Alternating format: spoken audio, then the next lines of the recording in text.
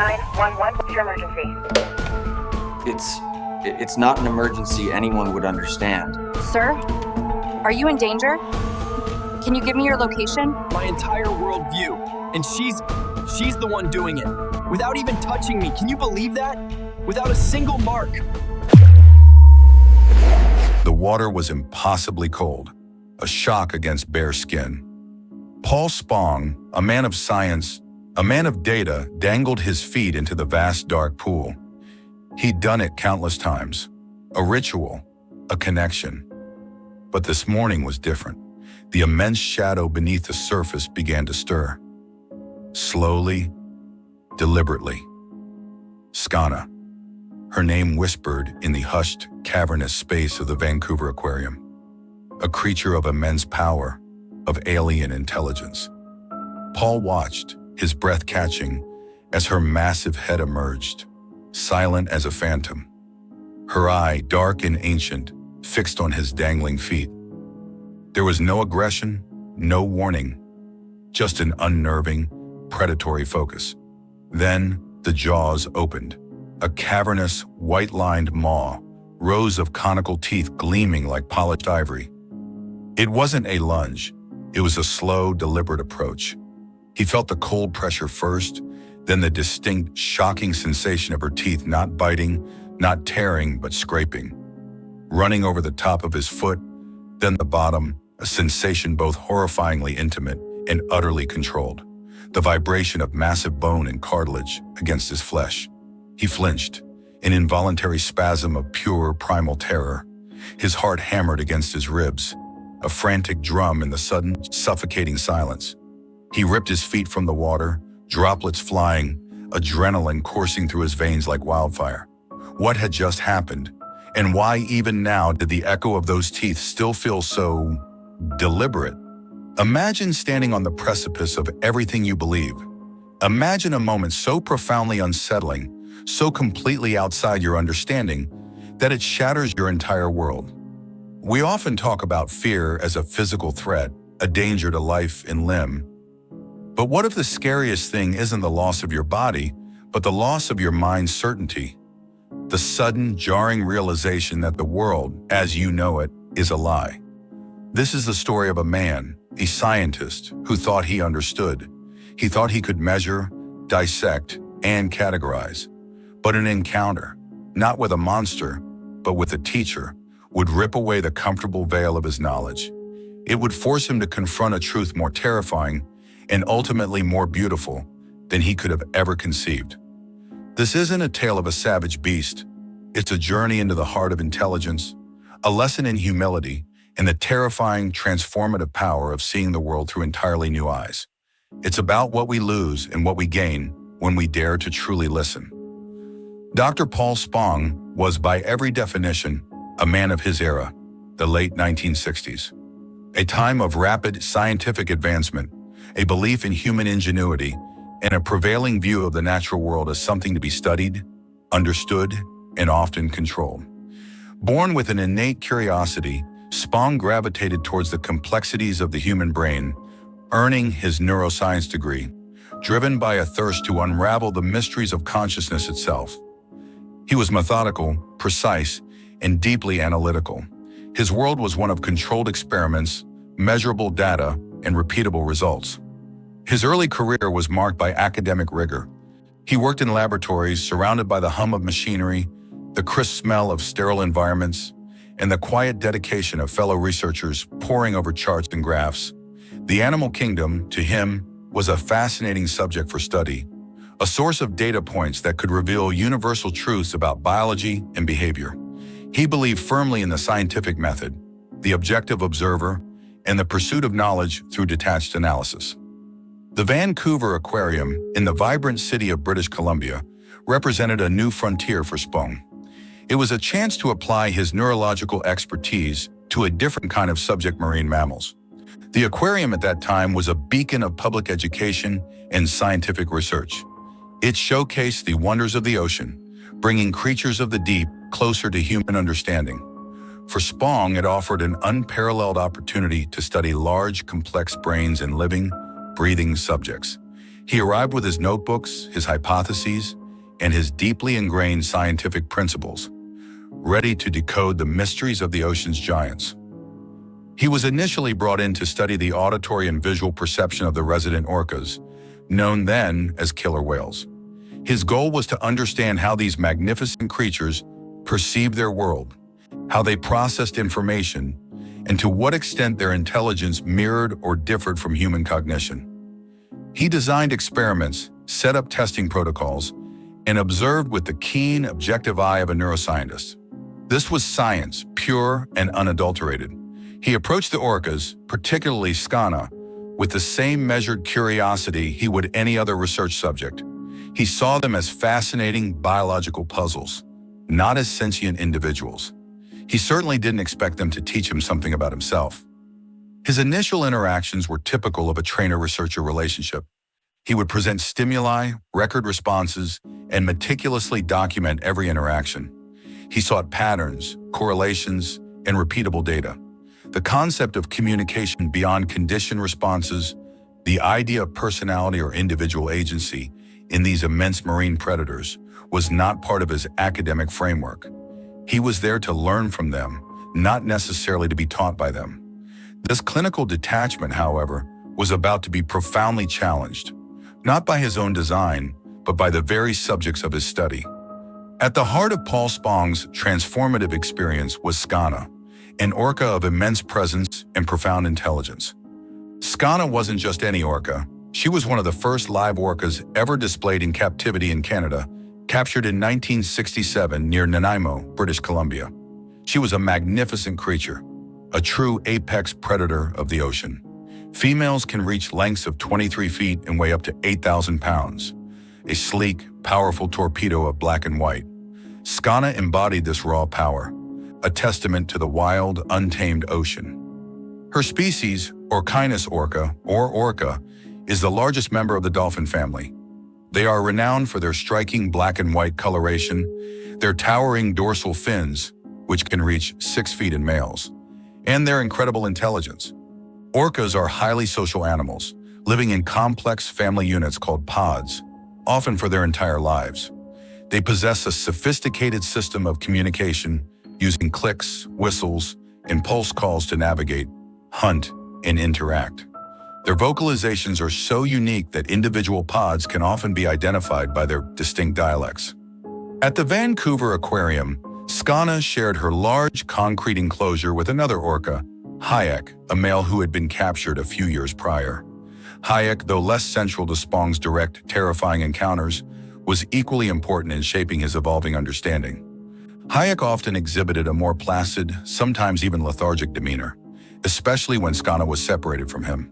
This observation of Hayek's subdued state in isolation further fueled Spong's growing suspicion that these creatures were far more emotionally complex and socially dependent than conventional science recognized. The warnings about Skana's intelligence, though perhaps not explicitly framed as warnings at the time, were subtle but present. Other trainers might have spoken of her stubbornness or finickiness. What they perceived as behavioral quirks, Spong began to interpret differently. He noticed her incredible capacity for problem solving, her ability to learn quickly, and, most intriguingly, her seeming deliberate manipulation of situations. She wasn't just performing tricks. She was engaging, reacting, and, as he would come to realize, teaching. These weren't just large marine mammals. They were individuals with distinct personalities, desires, and perhaps even agendas. Their behavior, once seen as purely instinctual, was slowly revealing itself to be far more nuanced, bordering on strategic. The shift in Paul Spong's perspective didn't happen overnight. It was a gradual erosion of his scientific objectivity, chipped away by countless hours spent observing Skana and Hayek. Initially, the experiments were straightforward, testing visual acuity by presenting different shapes, or auditory responses by playing various sounds.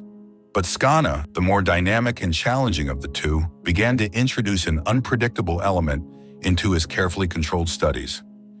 He would present a stimulus, expecting a specific, conditioned response. But sometimes Skana would offer a different one, a wrong answer. Not a random mistake, he felt, but a deliberate choice. He'd try again, and she'd repeat the error with an almost playful glint in her massive eye. It was as if she was taunting him, challenging the very premise of his research. Was she being difficult? Or was she trying to tell him something beyond the simple parameters of his experiment? He began to suspect it was the latter. This wasn't merely animal behavior. It felt like intelligent defiance. A game. His colleagues, still operating under the conventional wisdom of animal behavior, might have dismissed these anomalies as inconsistencies or simply stubbornness. But Spong, with his background in neuroscience, started seeing patterns. He noticed Skana's vocalizations, her intricate clicks and whistles, which seemed to change depending on the context. He saw her playful interactions with objects, her obvious curiosity, and the complex ways she engaged with her environment. The more he observed, the more he felt the scientific paradigm he had brought with him begin to crack. He started spending more and more time by the pool, not just running experiments, but simply observing, listening. He would sit by the edge, sometimes with his feet in the water, a habit that some might have warned against. The other trainers, while respecting his academic credentials, might have quietly noted his increasingly unconventional approach.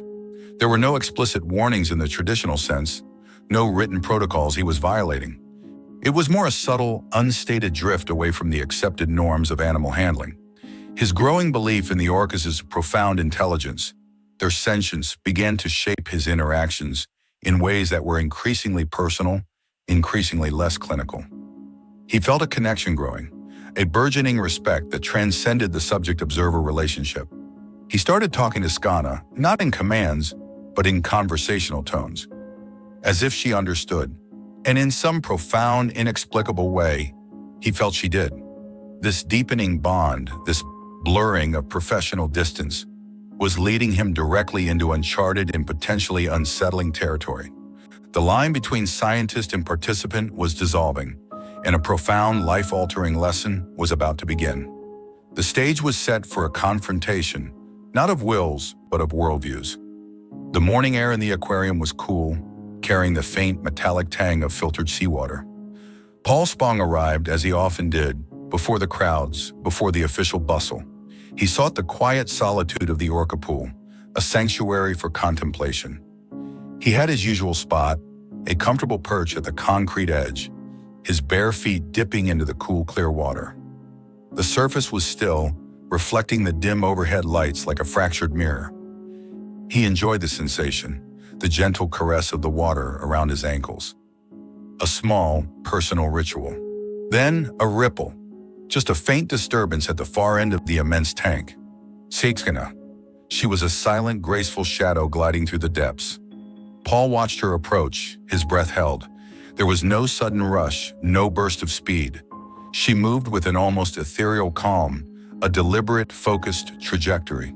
Her massive body, sleek and powerful, came closer, closer still, until she was directly beneath his dangling feet. His heart began to pound, a frantic drumbeat against his ribs. He felt the shift in the water, the almost imperceptible current caused by her proximity. Her dark, intelligent eye, ancient and knowing, slowly rose above the surface, fixing on his feet. There was an unnerving intensity in that gaze, a flicker of something he couldn't quite decipher. Anticipation? Calculation? Then it happened. Slow, unhurried, her colossal jaws began to open, revealing the array of conical teeth.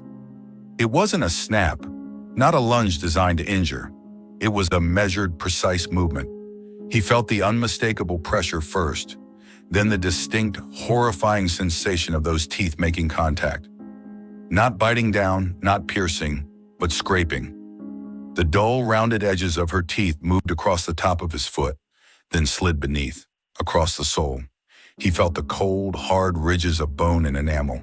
It was intimate, a deeply unsettling touch that spoke of immense power held in check. His muscles seized. A primal scream caught in his throat. He yanked his feet out of the water, a desperate, instinctive recoil.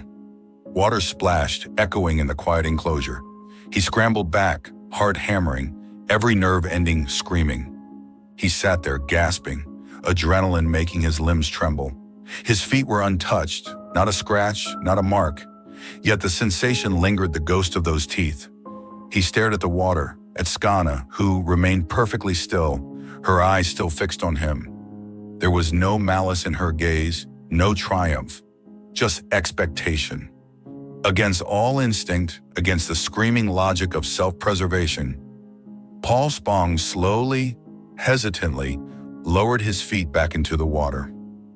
He was shaking. Every fiber of his being screamed at him to run. But something in Skana's gaze compelled him. He felt like he was being tested. And then she did it again. The slow approach, the deliberate opening of the jaws, the precise, terrifying scrape of teeth across his flesh. And again he pulled back, a surge of raw fear. This cycle repeated. 10 times, 11 times. Each time the same controlled interaction. Each time the same profound, non-injurious contact. Each time his fear flared, then slowly, incrementally began to recede. With each repetition, the initial shock lessened, replaced by a dawning comprehension. This wasn't an attack. This wasn't random aggression. This was a message, a lesson. Skana was teaching him. She was systematically dismantling his fear, proving to him through direct, visceral experience that she had complete control and that she chose not to harm him. The terror wasn't about being bitten. It was about the profound, shocking realization of what she was doing and what it meant about her intelligence. He was being deconditioned. By an orca, the world tilted on its axis. There was no blaring siren, no frantic 911 call, no paramedics rushing to the scene. The emergency response to Paul Spong's terrifying encounter with Skana was entirely internal, a cataclysmic shift within his own mind. The immediate aftermath wasn't about treating physical wounds, but about reassembling a shattered worldview. As he finally sat by the pool, feet no longer submerged, the residual tremor in his hands slowly subsided. But the tremor in his understanding had just begun. He stared at Skana, who now swam peacefully, as if the profound lesson she had just imparted was simply another part of her day. He felt a wave of awe wash over him, eclipsing the lingering tendrils of fear. He had approached these creatures as subjects, as objects of study. Skana had just flipped the script, making him the student and herself the profound, unconventional teacher. The realization hit him with the force of a physical blow. This animal, this killer whale, had demonstrated a level of deliberate, calculated action and an understanding of human psychology that defied every conventional scientific explanation. She had not only understood his fear, but had devised a method to systematically dismantle it. She had taught him to trust her, not through treats or commands, but through an intense, repeated act of nonviolence. It was a gift, as he would later describe it, but a terrifying one, forcing him to confront the limitations of his own knowledge. This internal emergency soon spilled over into his professional life. Paul Spong could no longer view Skana, or any orca, through the detached lens of a laboratory scientist. He saw individuals, he saw intelligence, he saw sentience. His research questions began to shift dramatically. He wanted to understand their communication not as mere sounds, but as language. He wanted to understand their social structures, their complex emotional lives. He began advocating within the aquarium for changes in how the orcas were housed and interacted with. He questioned the very ethics of captivity. This predictably created friction. The Vancouver Aquarium, like most institutions of its kind, operated on established scientific and exhibition models. Spong's increasingly vocal assertions about orca intelligence and the detrimental effects of their confinement were revolutionary and deeply inconvenient. His colleagues, who had once respected his academic rigor, now found him increasingly radical, even unscientific. His proposals for more naturalistic enclosures, his emphasis on emotional well-being over performance, were met with skepticism, then resistance. There were no formal witness accounts of the attack from external parties. It was a private, intense exchange between man and whale. But the effects of that encounter were clear to everyone around him. Paul Spong, the meticulous neuroscientist, was transforming into an impassioned advocate. The quiet hum of scientific experimentation in his lab was slowly being replaced by the growing roar of a conviction that these magnificent creatures belonged to the ocean, not a concrete tank. The emergency had redefined his entire purpose. The immediate aftermath of Skana's profound lesson wasn't marked by hospital visits or police reports, but by a deepening intellectual and ethical crisis for Paul Spong. The physical absence of injury made the psychological impact even more potent. There was no autopsy report to detail a cause of death, but rather a profound rebirth of a scientist's understanding. News of Spong's increasingly unconventional views, his radical shift from detached researcher to passionate advocate, began to ripple through the scientific community and, to a lesser extent, the local media. While the specific incident with Skana's feet was a private epiphany, his public statements about orca intelligence and the moral implications of captivity became increasingly bold. He wasn't just observing, he was preaching. He spoke of the orca's right to freedom, their complex social structures, and the undeniable signs of their sentience. This, as might be expected, led to significant friction with the Vancouver Aquarium.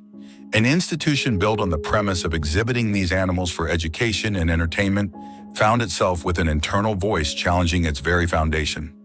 Conversations with aquarium management became tense. His contract, which was due for renewal in 1969, was ultimately not extended. It wasn't a firing, but a quiet, mutual parting of ways, driven by fundamentally opposing philosophies. Paul Spong chose truth, as he now saw it, over institutional alignment. The public reaction to his stance was mixed. For some, particularly those already attuned to environmental concerns, his message resonated deeply.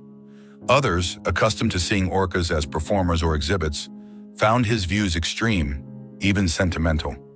Media coverage, while not sensationalizing a terrifying attack, certainly highlighted his radical departure from mainstream scientific thought regarding captive marine mammals. He was portrayed by some as an eccentric, by others as a visionary. Undeterred by his departure from the aquarium, Paul Spong dedicated his life fully to the cause. In 1970, he founded Orca Lab, a pioneering land-based research station on Hansen Island, British Columbia. This was a revolutionary concept at the time, studying orcas in their natural habitat, using non-invasive methods like hydrophones to listen to their complex vocalizations.